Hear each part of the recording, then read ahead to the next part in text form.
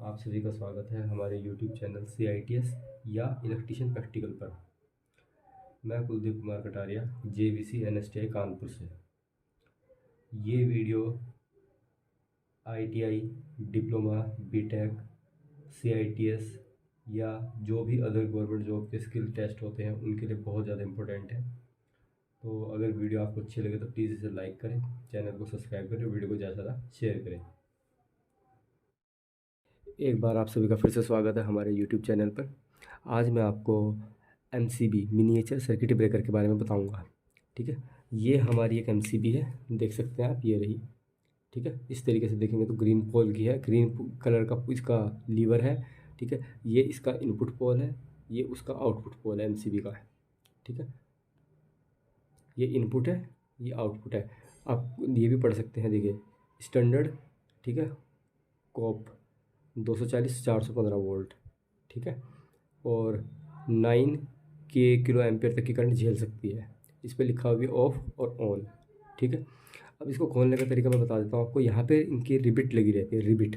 ठीक है, इस रिबिट को क्या करना पड़ता है, पोकर की सहायता से घिस के निकालना पड़ता है। मैंने घिस के निकाल दिया है। अब मैंने इसका MCB को खोल दिया। ये देखिए, इसका पतला वाला है पार्ट और ये इसका मोटे वाला पार्ट है। ठीक है, ये हमारा इनपुट पोल है। इनपुट पोल को गौर से देखिए ज़रा थोड़ा सा। ये जो हमारा इनपुट पोल है, इसके साथ में कॉपर की पत्ती लगी हुई है, दिखाई दे रही होगी आपको ये वाली। ये सीधा जा कर के जुड़ी हुई है इसके साथ में, ये वाली पत्ती के साथ में। ये हमारी होती है बायमेटेलिक स्ट्रिप। ठीक है, और इसके साथ में कॉपर की वायर शोल्डिंग की जाती है यहाँ पे। ठीक है, ये कॉपर की वायर क्यों यूज़ की जाती है ये बताऊँगा। ठीक है, अब ये वाली कॉपर की वायर जो है, जो अगली वाली पत्ती है उससे शोल्डिंग की हुई होती है। इसको मैं हटा देता हूँ ज़रा एक बार। ये देखिए, ये इसके साथ में शोल्डिंग की हुई है। ठीक है, इसके साथ में ये हमारी मूविंग स्ट्रिप होती है।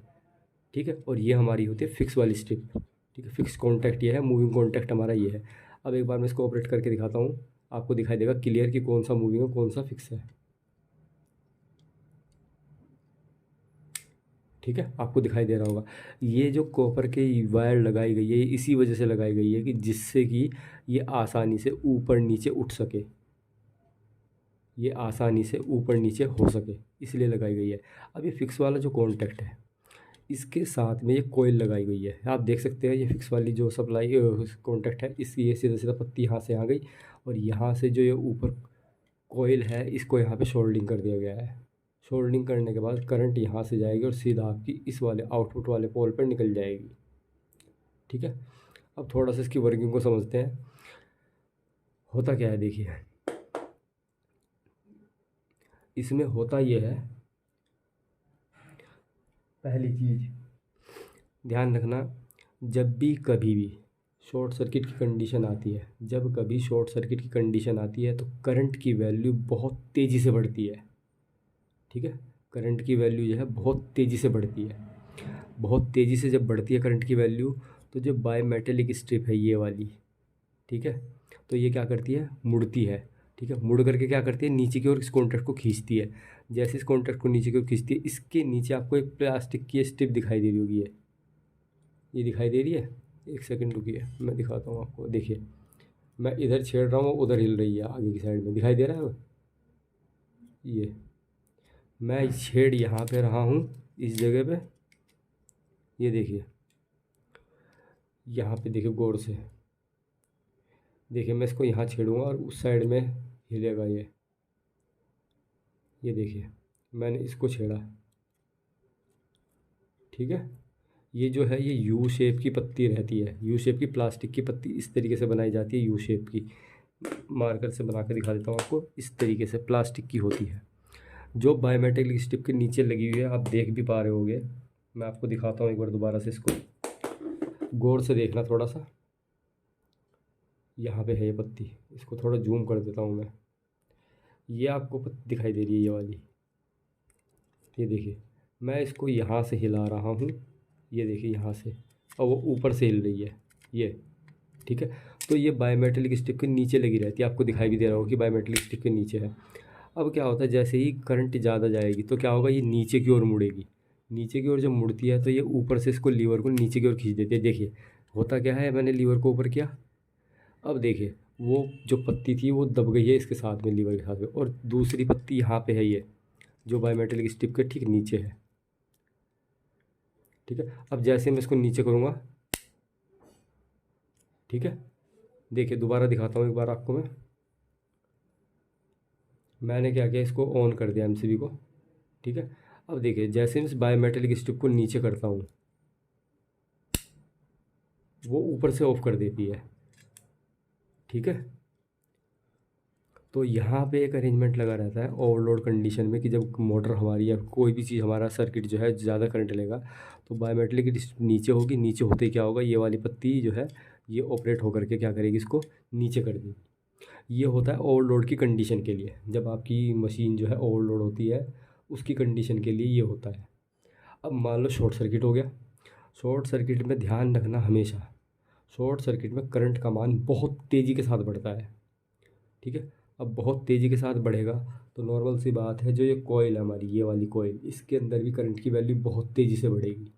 अब इस कॉइल के अंदर आप गौर से देखिए, यहाँ पे आपको एक पिन दिखाई दे रही होगी, ये जिसको मैं हिला रहा हूँ, ये देखिए, ये इसको मैंने अंदर कर दिया।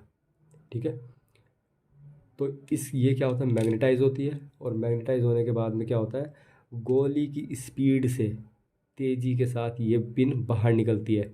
ये देखिए मैं आपको पिन दिखाता हूँ, ये आई, देखिए ये पिन आ गई आपके सामने, ये जिसको मैं भी इसे न्यूटन टेस्टर की सहायता से अंदर कर रहा हूँ, ये देखिए।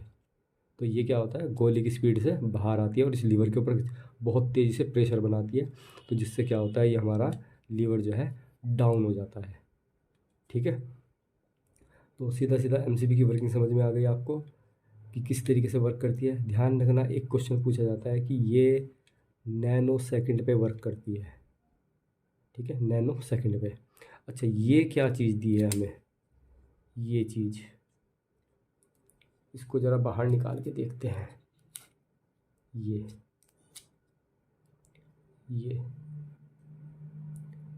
इसको बोला जाता है आर्क रिड्यूसर। ठीक है, या आर्क स्प्लिटर। ठीक है, क्या बोला जाता है इसको, आर्क रिड्यूसर या आर्क स्प्लिटर। ठीक है, अब देखिए जो इसमें हमने फिक्स कॉन्टैक्ट देखा था, ये रहा मेरा फिक्स कॉन्टैक्ट, ये देख सकते हैं आप कहाँ तक गया हुआ है फिक्स कॉन्टैक्ट, यहाँ तक। ठीक है, और इसी तरीके से जो मूविंग वाला कॉन्टैक्ट था, ये वाला, ये जुड़ा हुआ है इसके साथ में। तो यानी कि 2 स्टेप एक्स्ट्रा लगाई जाती हैं, जिससे क्या होता है कि आपकी जो करंट है वो यहाँ पे भी रहती है, यहाँ से यहाँ पास होती है, और साथ में यहाँ पे भी रहती है, यहाँ पे भी रहती है। अब मान लो एमसीबी जिस टाइम पे शॉर्ट सर्किट होता है तो एमसीबी के अंदर क्या होता है, आर्क जनरेट होती है, बहुत ज़्यादा आर्क प्रोड्यूस हो जाती है। तो उसको कम करने के लिए ये हमारा जो होता है आर्क रिड्यूसर या आर्क स्प्लिटर, इसको लगाया जाता है। होता कुछ नहीं है, सिर्फ जिस तरीके से आप क्या करते हो, मेटल की 2 टुकड़ों को आपस में पैरेलल में रख देते हो, सेम इसी तरीके से रखा हुआ है। देखिए अगर मैं इसको थोड़ा सा हटा के दिखाऊँ आपको, ये देखिए सिर्फ पत्तियां हैं, सिर्फ आपस में इस तरीके की शेप की हैं, देखिए पत्तियां ये। ठीक है, इस पत्ती का इस पत्ती से कोई कांटेक्ट नहीं है, ये पत्ती मैंने निकाल दी है, इसका इससे कोई कांटेक्ट नहीं है। ठीक है, सिर्फ क्या होता है, जिस टाइम पे आर्क रिड्यूस होती है तो करंट क्या करती है, जो इसके बीच में एयर है, जो इन पत्तियों के बीच में जो एयर है, उन एयर से जंप करना स्टार्ट करती है। ठीक है, आर्क इधर से इधर जंप करेगी, इधर से इधर जंप करेगी, इधर से इधर जंप करेगी।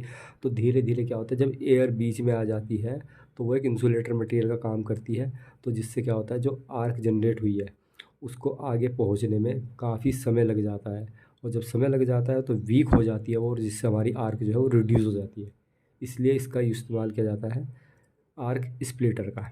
ठीक है, अब ये चीज़ क्या है, ये हमारी पोर्सलिन की पत्ती बनी हुई है।